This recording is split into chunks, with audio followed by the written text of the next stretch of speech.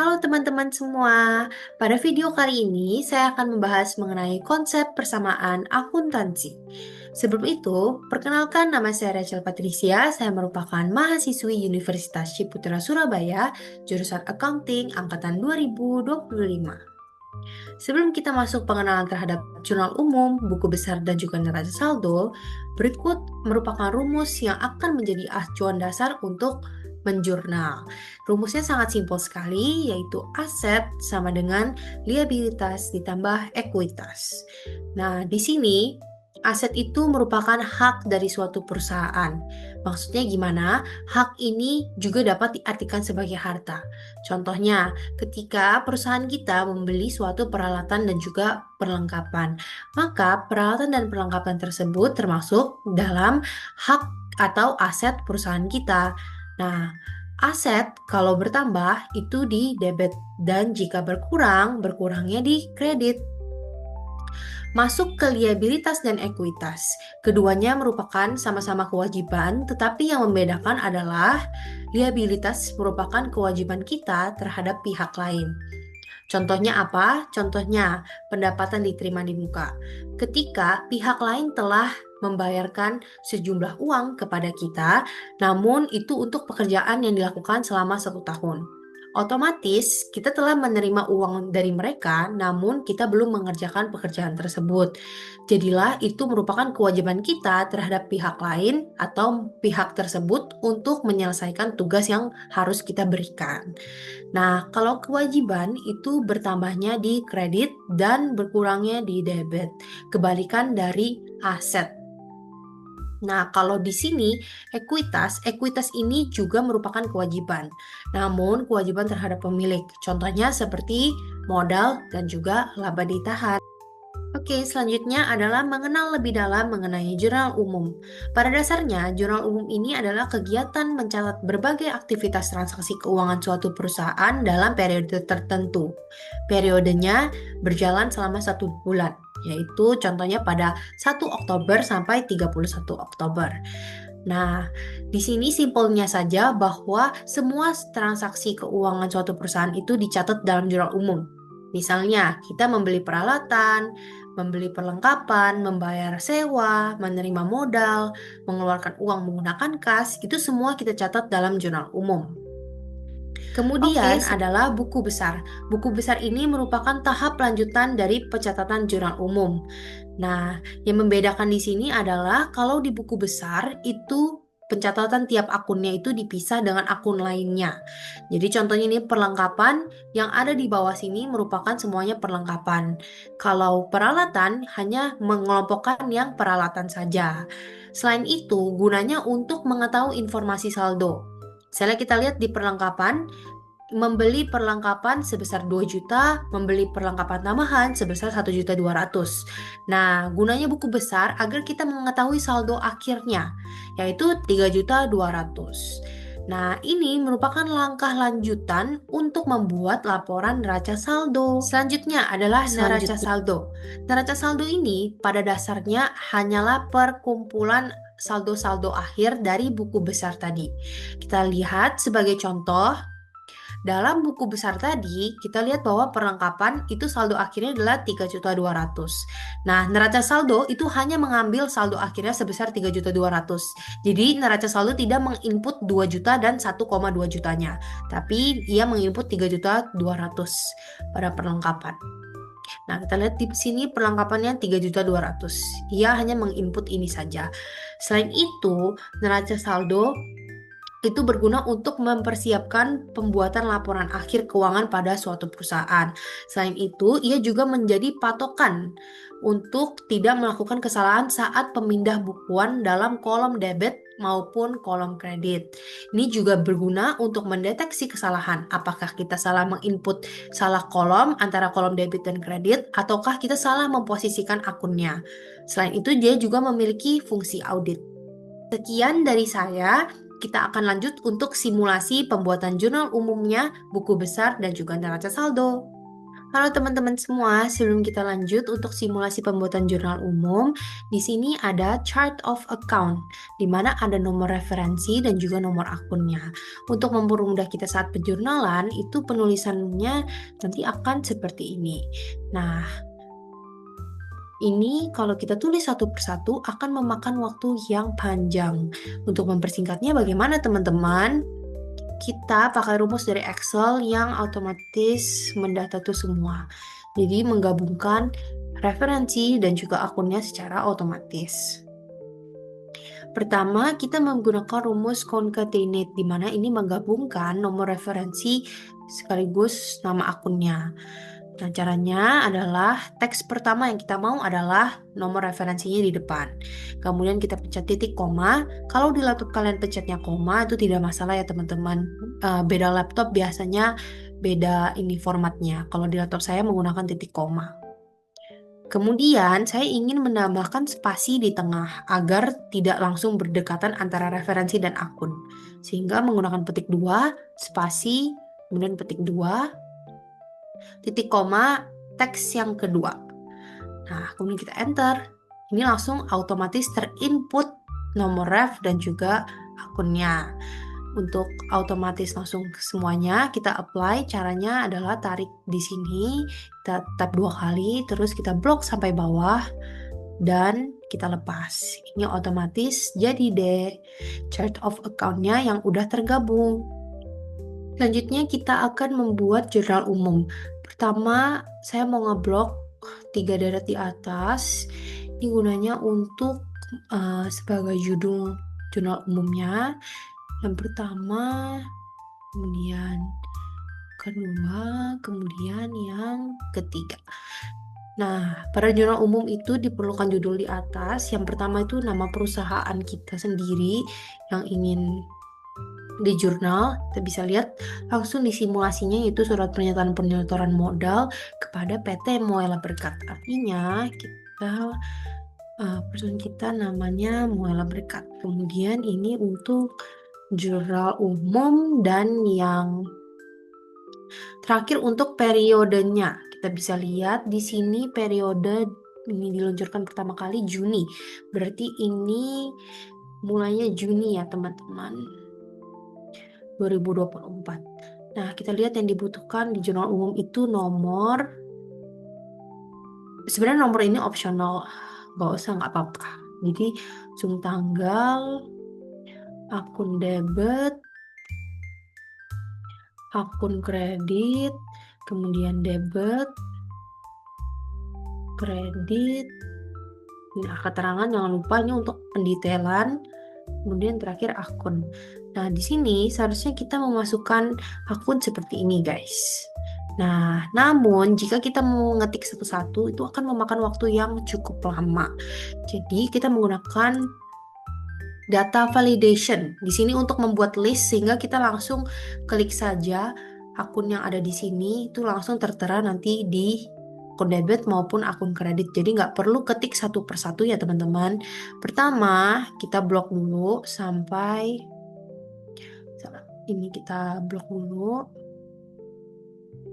tempatnya ini,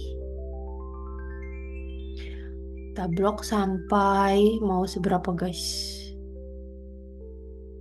40 boleh. 40. Oke. Kemudian kita ke kolom data dan ke data validation. Di sini value-nya yang allow ini kita ganti jadi list, dan source-nya dapat dari Koa yang udah kita buat. Nah, kemudian tinggal di OK. Kalian bisa lihat di sini kalau ini sudah jadi list ya teman-teman. Nih, jadi kalau mau ini pencet piutang usaha, dia langsung terinput. Nah, ini kas langsung terinput. Nah, untuk yang terakhir di sini ada kolom akun. Ini tuh gunanya untuk yang akun didapat sini langsung tertera di akun sini. Tapi kalau kita mau tulis satu persatu seperti ini teman-teman, lagi-lagi akan lama, memakan waktu yang banyak. Jadi kita menggunakan rumus dari Excel, yaitu if. Ini tuh langsung copy yang ada di sini langsung ke sini. If akun debitnya ini jangan lupa sama dengan if akun debitnya ini sama dengan 0, maka yang kita mau itu adalah akun kredit. Terus, jika ini akun debit. Enter. Nah, ini otomatis termasuk ya guys. Kita langsung blok ini sampai bawah. Nah, ini otomatis masuk. Ini seperti ini kas. Coba kita coba ya teman-teman. Perlengkap piutang langsung masuk juga di sini. Ini kita hapus dulu karena ini hanya percobaannya.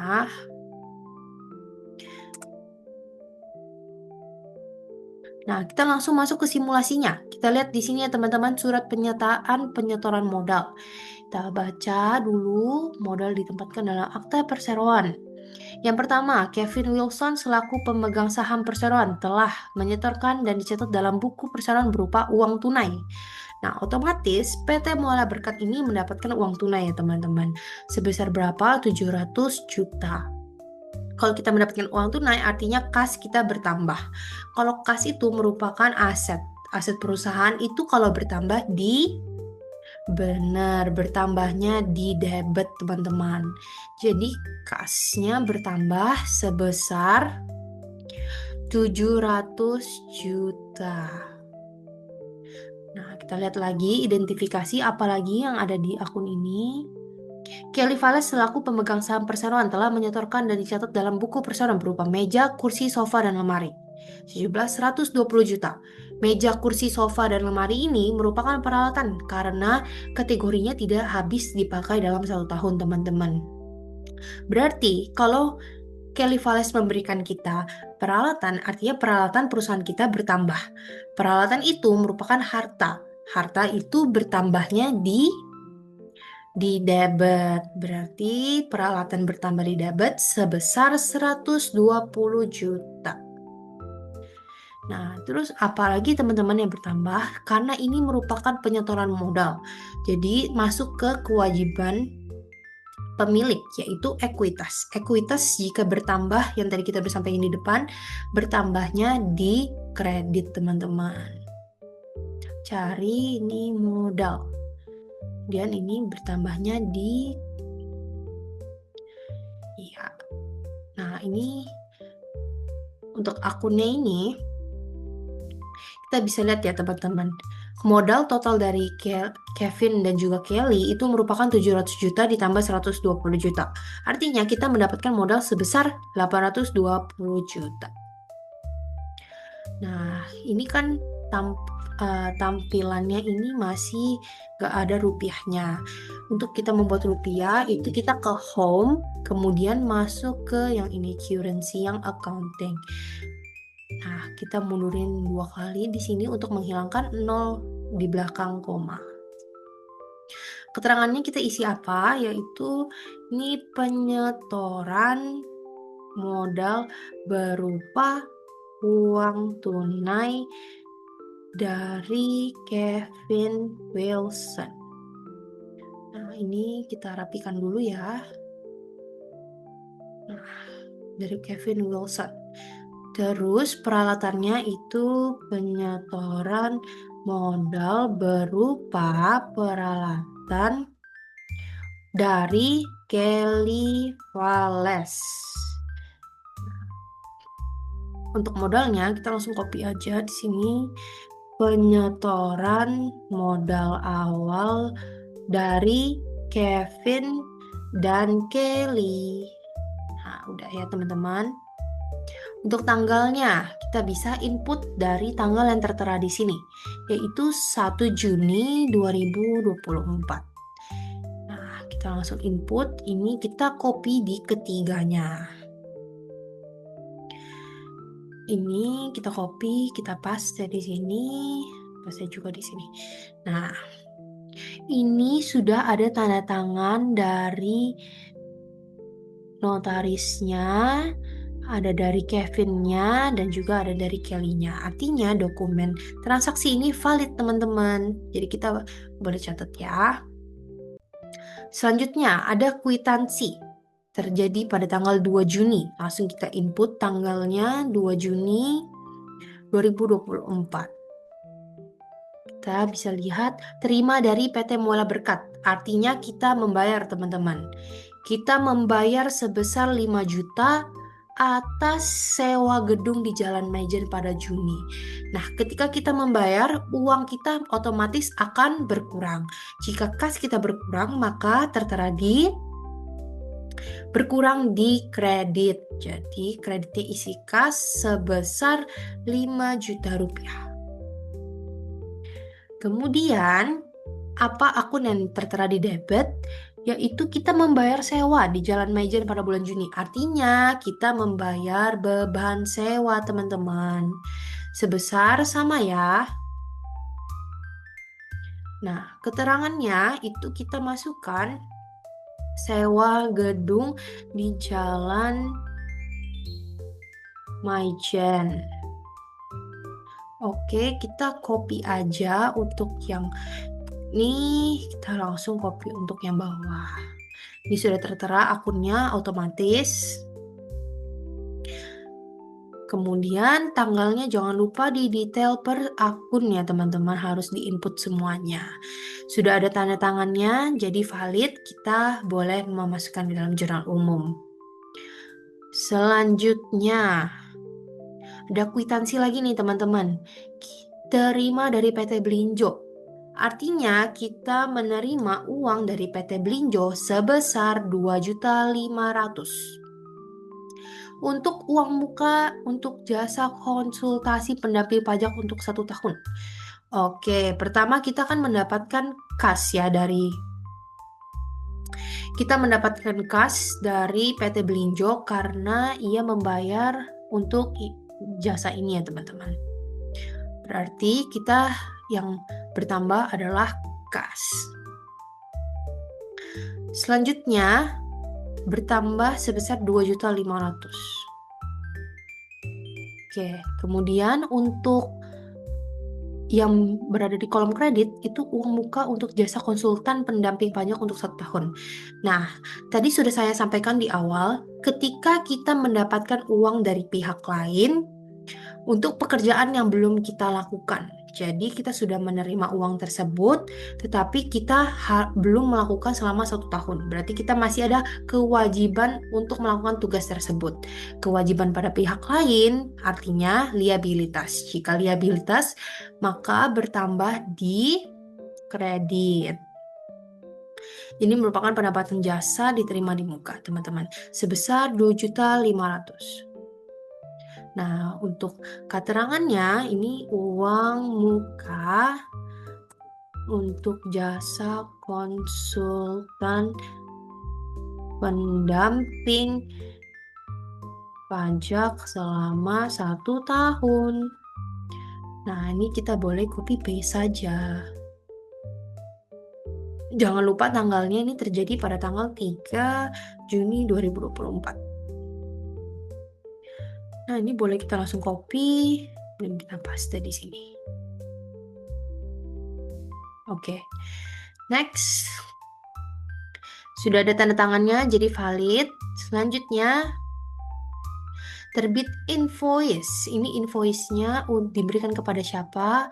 Kepada Linardi Irawan untuk PT PYU dan G.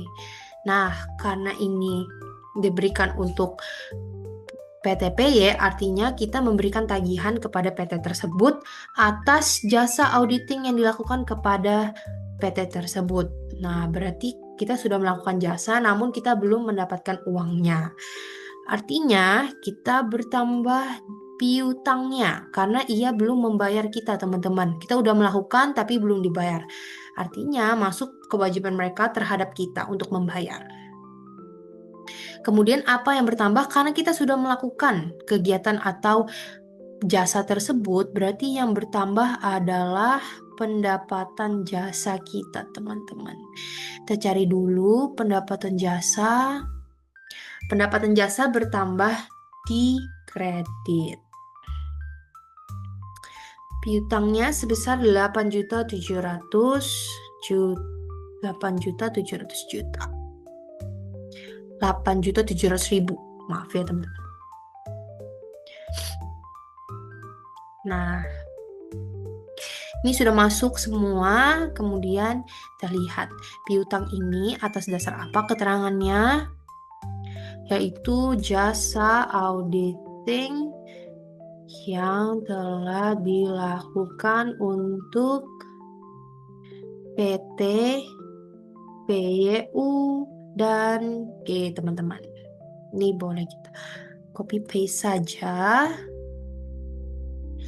Oke, untuk tanggalnya jangan lupa ya teman-teman, ini terbit pada tanggal 4 Juni 2024. Kita boleh samakan aja ini tanggalnya karena memang terjadi pada tanggal hari yang sama. Udah ada tanda tangan jadi valid. Selanjutnya, kwitansi terima dari PT PYU dan G sebesar 8.700.000 atas jasa auditing tanggal 4. Wah, berarti PT PYU dan G ini telah membayar kita teman-teman atas tagihan yang tadi diterbitkan, kemudian ia langsung membayar kita. Pada tanggal berapa?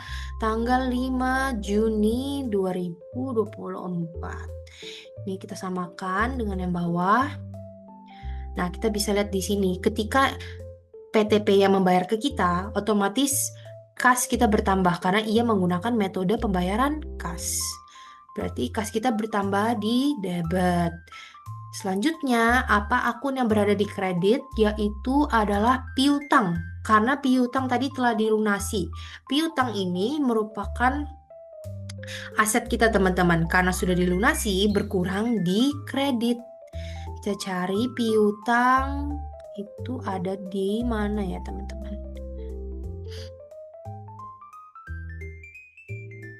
Di atas di sini. Nah, kita tulis kasnya kita tadi terima sebesar 8.700.000. Nah, untuk piutang berkurang juga sebesar 8.700.000.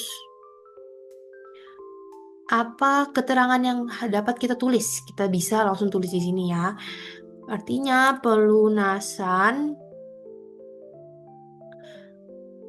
atas jasa auditing tanggal 4 Juni 2024 oleh PT PYU dan G. Oke, ini kita bisa copy aja teman-teman.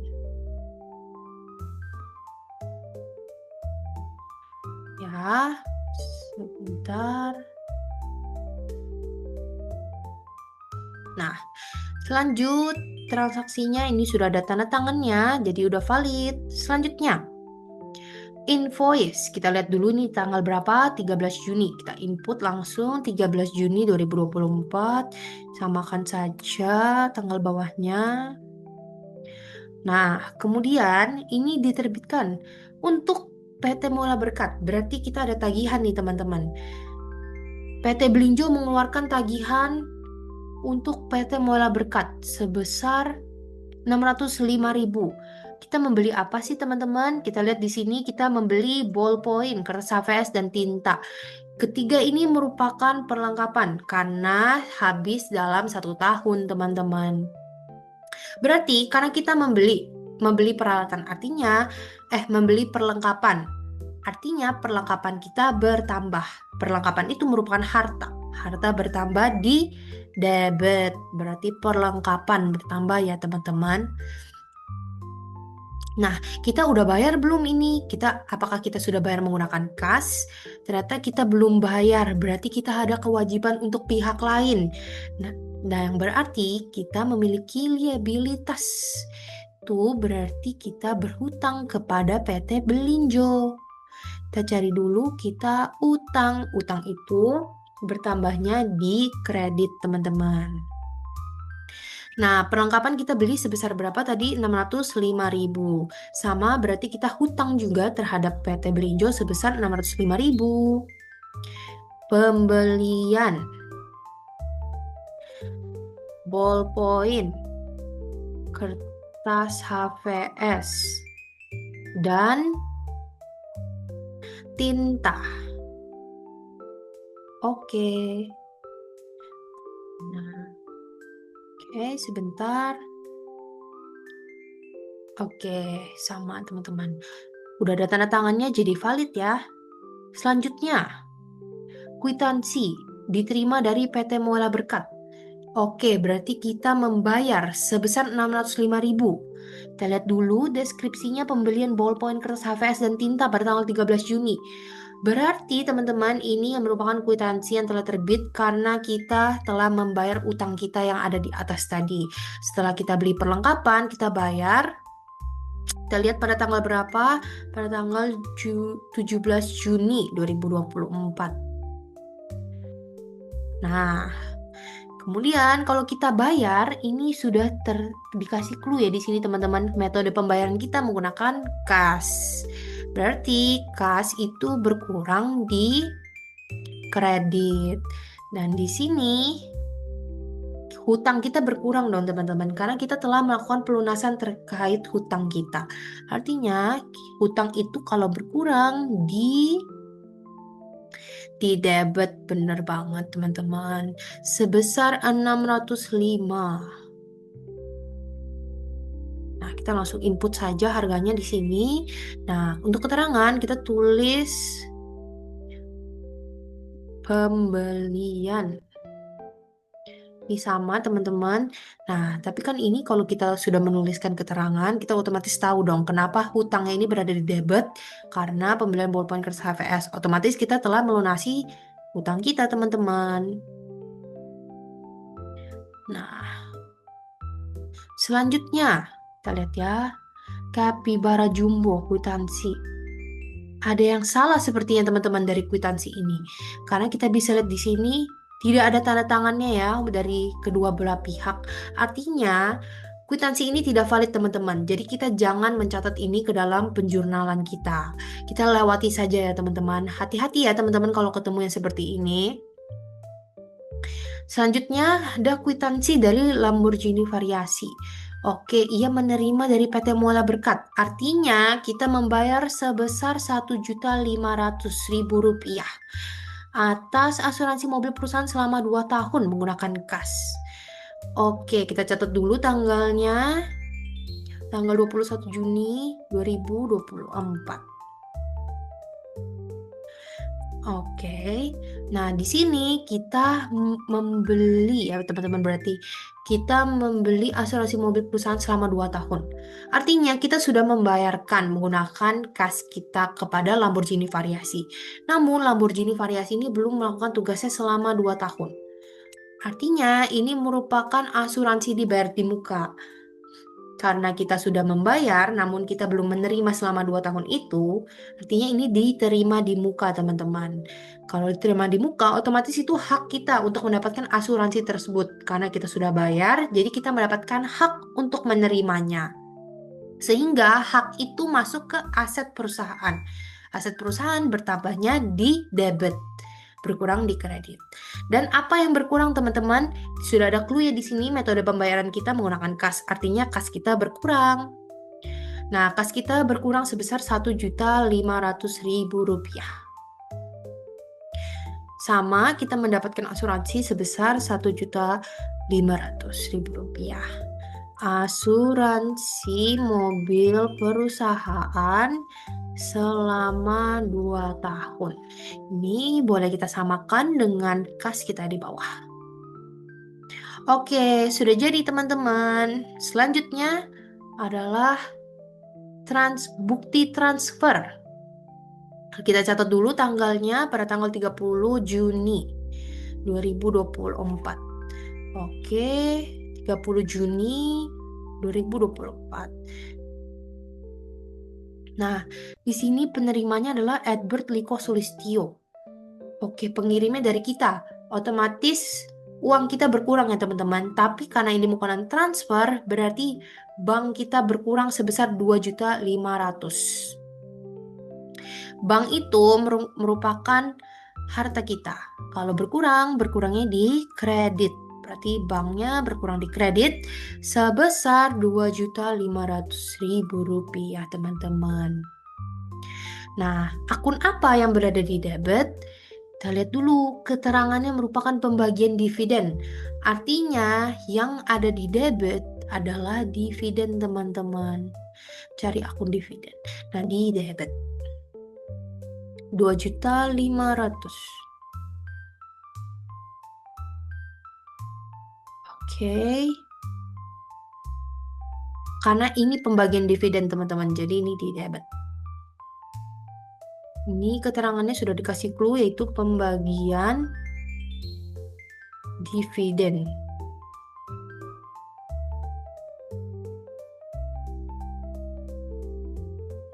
Oke, kita lanjut transaksi berikutnya. Oh, ternyata ini merupakan transaksi terakhir, teman-teman. Jadi transaksi kita sudah selesai. Sekarang saatnya kita untuk mentotalkan. Kalau kita jumlahin satu-satu, itu memakan waktu yang banyak. Jadi kita langsung aja pakai rumus dari Excel, yaitu sum. Kita langsung aja blok yang dari ini kolom debit dari atas sampai bawah, kemudian enter. Oke, muncul nominalsnya. Kemudian yang ini juga kita sum, buka kurung, kita juga blok dari yang atas sampai bawah. Enter. Oke, sudah balance teman-teman. Ini kita beri warna ya supaya kita tahu perbedaannya. Selanjutnya kita akan membuat buku besar teman-teman. Kita akan membuat buku besar dari ini. Nah, ini belum ada tabelnya. Saya akan merapikan dulu ya, teman-teman. Ini dirapikan sampai sini. Oke. Pakai all borders. Nah, selanjutnya kita akan membuat buku besar. Jadi di sini buku besar. Nah, cara membuat buku besar yang lebih simple dan lebih mudah agar kita nggak perlu masukin, karena tadi buku besar itu seperti penjelasan, itu kan berisi pengelompokan akun-akun gitu ya teman-teman. Caranya adalah kita di buku besar, kemudian kita ke insert, dan kita menggunakan yang namanya pivot table. Jadi ini akan membuat buku besar secara otomatis teman-teman. Nah, kita mau table range-nya itu dari jurnal umumnya ini ya. Mau dari menggunakan tanggal sampai ke akun. Nah, tinggal di oke. Kalau muncul seperti ini artinya sudah berhasil ya teman-teman. Nah, kalian bisa lihat di sini. Ini yang kita mau di buku besar itu mau tanggal. Kita bisa centang yang tanggal. Udah muncul tanggalnya semua, tanggal transaksi kita tanggal apa aja. Kemudian kita mau saldo dari debitnya sendiri. Kemudian kita mau kredit dan kita mau keterangan. Nah, karena ini belum ada pengelompokan akun-akun, seperti pengennya peralatan hanya terisi akun peralatan. Nah, belum ada kan teman-teman? Jadi akun yang di sini kita pindah ke filter. Gunanya untuk apa? Untuk dapat memfilter. Nih, kalau misalnya kita pencet akun perlengkapan, maka yang muncul di sini hanyalah perlengkapan teman-teman, yaitu pembelian ballpoint, kertas HVS, dan tinta. Jadi nggak ada kasnya di sini ya teman-teman. Kalau kita mau kas, maka dia akan keluar yang kas semua. Nggak ada perlengkapan, nggak ada peralatan. Tapi kalau kalian lihat, ini bentuknya masih kurang bagus ya. Jadi kita bisa adjust. Kalian mau warna apa, bisa dipilih di sini. Kalau saya mau warna ini aja deh, keping-pingan. Terus kita lihat di sini, kita ubah menggunakan ini tabular supaya lebih indah ya teman-teman layoutnya. Terus kita bisa lihat ini subtotalsnya kita mau itu nggak usah diisi yang kosong. Not shown. Nah, kita udah bisa lihat di sini kalau yang tertera itu hanya yang penting-penting saja. Jadi yang kosong ini nggak tertera ya teman-teman. Mau juga kalau ininya dalam bentuk rupiah, kita tinggal blok, kemudian kita masuk ke home dan ubah jadi rupiah ini. Kita hilangkan angka di belakang komanya, gunakan ini, dan jadi deh teman-teman. Nah, seperti yang udah dijelasin di awal, isi dalam buku besar ini juga ada saldo. Tapi kalau kita lihat di sini, ini belum ada saldonya ya teman-teman. Saldo akhir untuk membuat neraca saldo. Jadi yang kita butuhkan adalah kita ke pivot table analyze, kemudian ke calculated field. Ini gunanya untuk membuat satu kolom lagi yang berisi hanya saldo ya. Nah, di sini kita namain dulu kolomnya saldo debit atau debit. Oke. Caranya gimana? Kita pakai if, teman-teman. Jadi, if debitnya itu lebih besar daripada kredit, maka yang kita mau adalah debit dikurang kredit. Nah, jika tidak, maka 0. Tutup kurung, kemudian kita oke. Nah, teman-teman, ini udah muncul ya di sini. Karena saldo debitnya sesuai rumus yang kita masukin tadi, jika saldo debitnya lebih besar daripada kredit, maka debit dikurang kredit hasilnya adalah 7.495.000. Ini baru saldo debit, kita juga butuh saldo kredit. Jadi kita bikin lagi satu ini, kita tulis namanya adalah saldo kredit. Nah, pakai rumusnya sama, tapi yang membedakan adalah jika kredit lebih besar dari debit, maka kredit dikurang debit. Jika tidak, 0. Terus kita langsung oke. Nah, ini sudah muncul ya teman-teman. Ini karena tidak ada, karena kan saldo kredit tidak lebih dari debit. Jadinya ini kosong. Untuk memperindah, karena yang kita butuhkan hanyalah subtotalsnya yang di bawah sini teman-teman. Jadi ini kita boleh putihin saja biar lebih indah. Nah, jadi ini kosong karena yang kita butuhkan hanya ini. Karena kita butuh nggak cuman akun kas, kita butuh semua akun ini. Caranya gimana? Kita akan buat kolom satu persatu. Ini kita bisa copy, kemudian kita taruh di sampingnya ya teman-teman. Nah, setelah kita taruh, kita mau yang ini itu adalah akun bank. Jadi, kita harus memang bikin satu persatu seperti ini teman-teman. Ini kita rapikan dulu. Oke, kita boleh input lagi di sebelah sini. Kita input sampai semuanya itu semua akunnya tertera masing-masing ya teman-teman. Saya akan cepatin di bagian ini.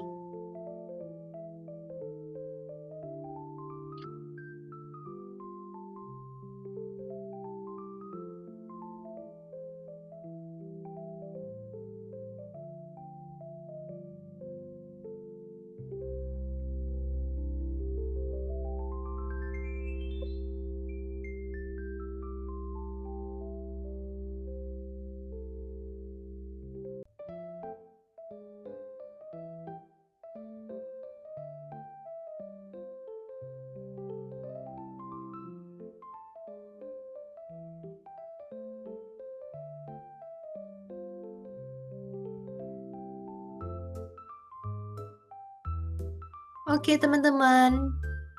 Jadi buku besar kita udah jadi. Ini kelompok yang kas, ini yang bank, ini yang piutang, ini yang perlengkapan, dan lain-lain semua udah jadi. Emang harus dikelompokkan satu persatu ya teman-teman.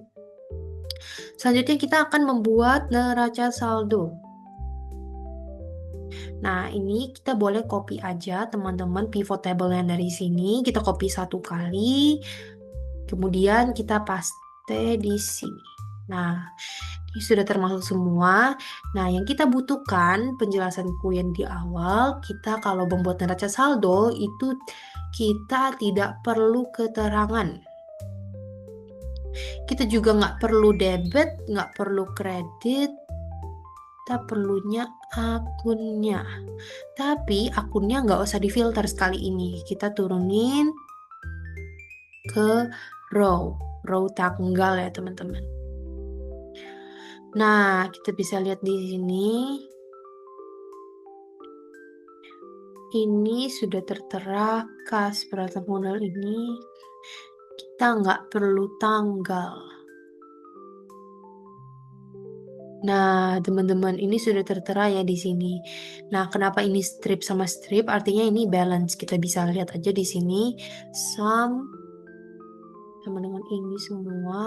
Kemudian enter. Kemudian ini. kemudian enter. Nah, kita lihat saldonya udah sama ya teman-teman, berarti neraca saldonya sudah berhasil karena ini udah balance. Kalau misalnya ada kesalahan, seperti yang di awal, berarti kita bisa mendeteksi kesalahan kita di sini, apakah kita salah input kredit dan salah input debitnya atau salah input akunnya. Karena ini sudah balance, jadi jurnal umum kita sudah jadi, kemudian buku besaran juga sudah jadi, neraca saldonya juga sudah jadi. Terima kasih ya teman-teman yang sudah menonton. Semoga kalian menjadi lebih mengerti mengenai konsep persamaan akuntansi ini dan semoga video ini bermanfaat. Terima kasih telah menonton. Sampai jumpa kembali.